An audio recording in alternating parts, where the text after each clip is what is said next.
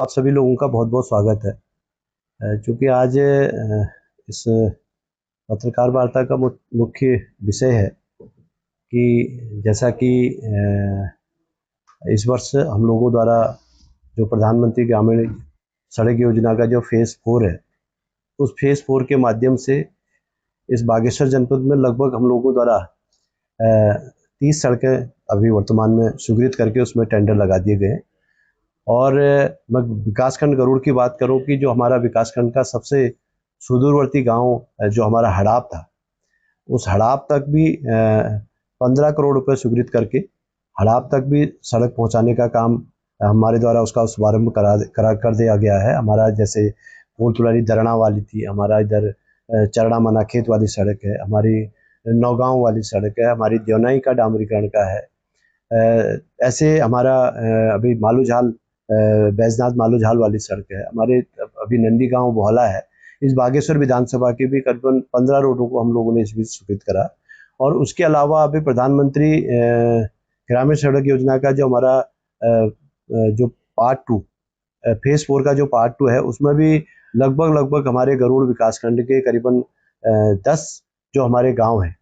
जो अभी वर्तमान समय तक सड़क से वंचित है, उन गाँवों को भी सड़क से जोड़ने का काम उसके माध्यम से हम लोग कर रहे हैं। और हमारा जो उद्देश्य है, जो इस देश के यशस्वी प्रधानमंत्री जी और माननीय मुख्यमंत्री जी का कि प्रत्येक गांव से सड़क का जोड़ने का जो उद्देश्य हमारी सरकार का है, उसको पूरा करने जा रहे हैं। माननीय विधायक जी के नेतृत्व में हम लोग निरंतर, चाहे सड़कों के संदर्भ में हो, चाहे स्वास्थ्य के संदर्भ में हो, और चाहे शिक्षा के संदर्भ में हो, निरंतर हमारी सरकार काम कर रही है। और माननीय मुख्यमंत्री जी लगातार इस प्रदेश को आगे ले जाने के लिए, इस प्रदेश को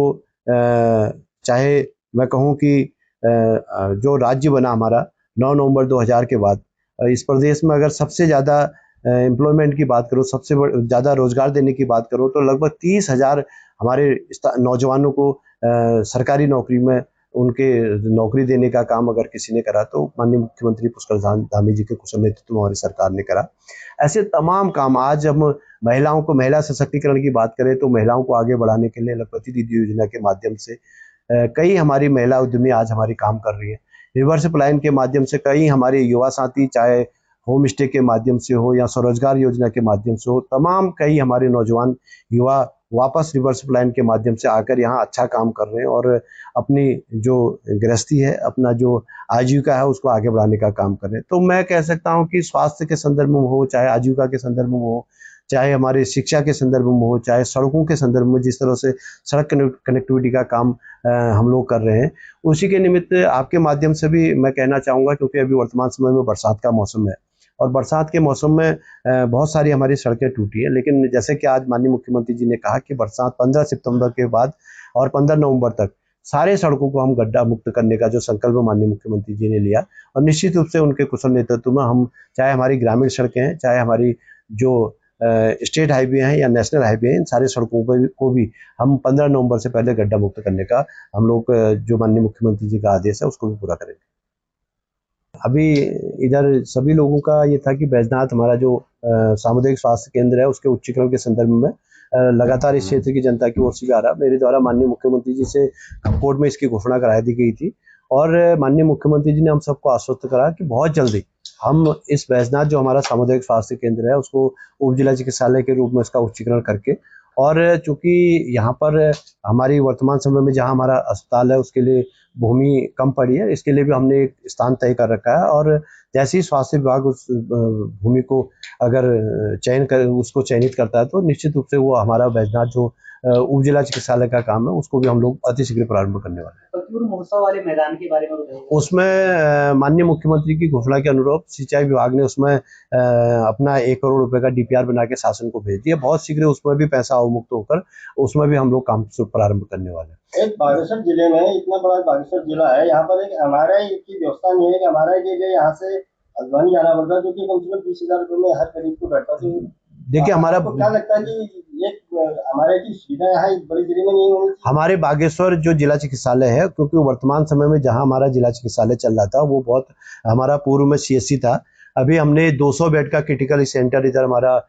खोली में बनना है, और हमारा जो जिला चिकित्सालय भी खोली में बनने वाला है। उसके साथ साथ हमने बागेश्वर में सिटी स्कैन मशीन हमारी लग गई है, और अति शीघ्र हम एमआरआई का भी, एमआरआई सहित हमारे बागेश्वर में मैं मानता हूं कि जो हमारा बागेश्वर जिला चिकित्सालय है लगभग